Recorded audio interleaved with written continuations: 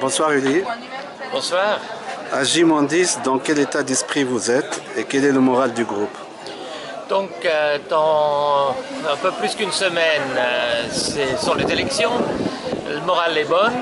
Nous nous mobilisons. Les Verts ont peu d'argent, donc nous comptons beaucoup sur nos membres, sur nos sympathisants.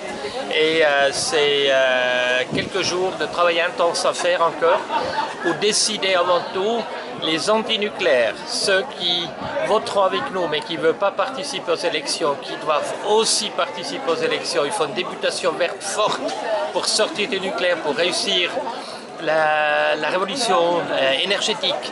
Et regardez de l'armée, ces avions militaires, des milliards qui ont été dépensés pour rien.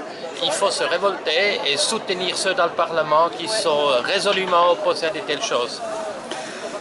Les spéculations vont bon train. Le dernier sondage SSR donne l'UDC en progression par rapport à 2007 avec 29,3% en intention de vote, alors que les Verts stagnent autour de 9,3%. Quel est votre avis? J'espère qu'on est dans la marche d'erreur encore, mais c'est clair, il faut se mobiliser quelques jours.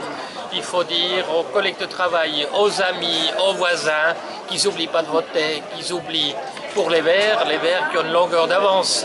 Le nucléaire, on prônait depuis 30 ans la sortie. Enfin, on va dans la bonne direction, mais ce n'est pas encore gagné.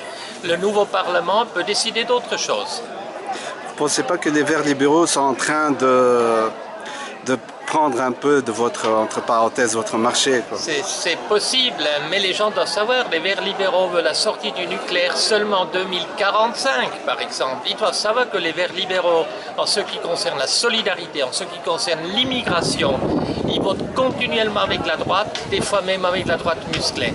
Donc, avant de glisser le bulletin de vote, il faut bien réfléchir. Ceux qui veulent voter Vert ont tout intérêt de voter l'original. Autre sondage, celui des gendarmes. Ils sont au bord d'une crise de nerfs à force d'accumuler les heures, nous dit-on. Est-ce une exagération ou une réalité pour vous? Les gendarmes? Oui.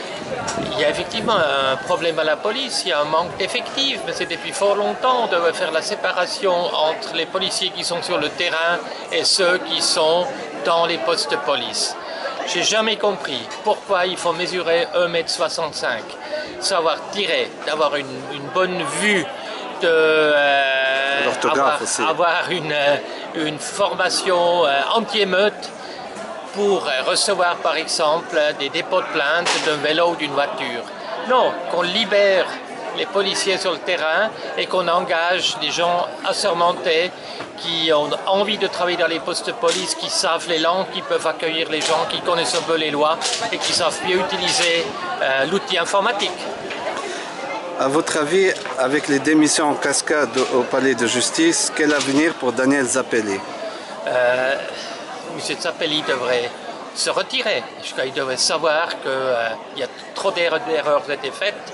Il n'est pas capable de mener la baraque, ce palais de justice.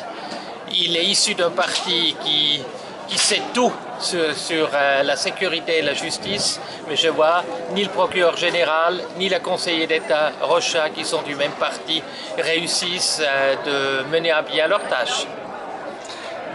Le mot de la fin? Le mot de la fin, il est important. Après le 23, c'est trop tard pour se ronger les doigts. Il faut maintenant ouvrir l'enveloppe qui est arrivée à la maison ou qui va arriver. L'envoyer, c'est une question de 5 minutes. C'est gratuit et on n'a même pas besoin d'un timbre postal pour l'envoyer. Et avant tout les jeunes, rouspéter par la suite sur les vieux cons qui font la politique différemment de ceux qui souhaitent.